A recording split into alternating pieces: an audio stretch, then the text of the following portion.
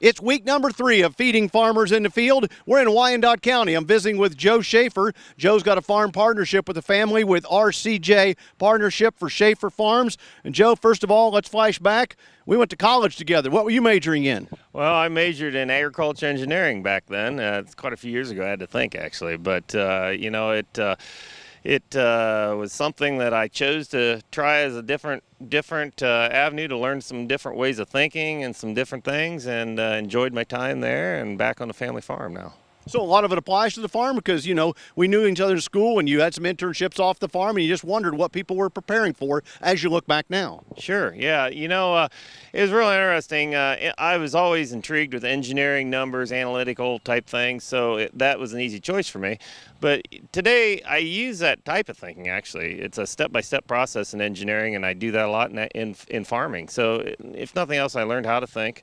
I took a lot of extra courses in agronomy, things like that. And the other thing is I met a lot of people that I still in contact and use as resources today.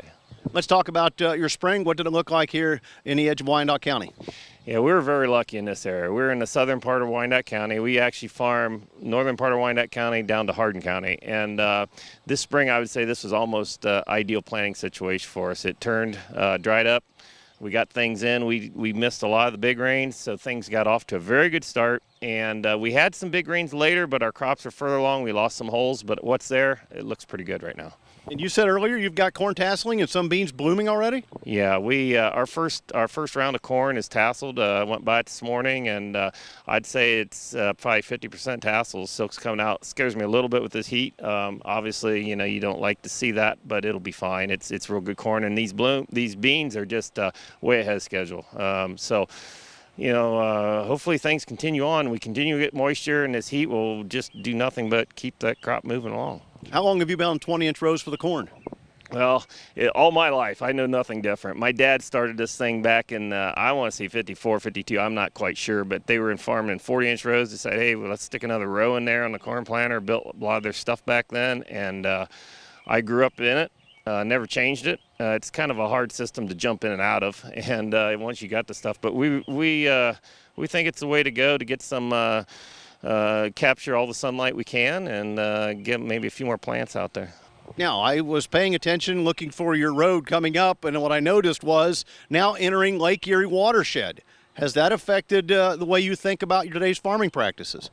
Well, we've tried to. We've really tried to make a conscious effort to improve the situation. I know like a lot of our dry fertilizer that we do put on, we try to move it closer to springtime, and then we are putting on every year in front of every crop now. The other thing we're doing is we're scripting pretty much every acre on application, so we're trying not to over-apply in areas that doesn't need it, and we're trying to put it where it is needed. So we're doing what as best as we can, with today's technology, I'm sure more and more things will come down the road, and we'll adapt.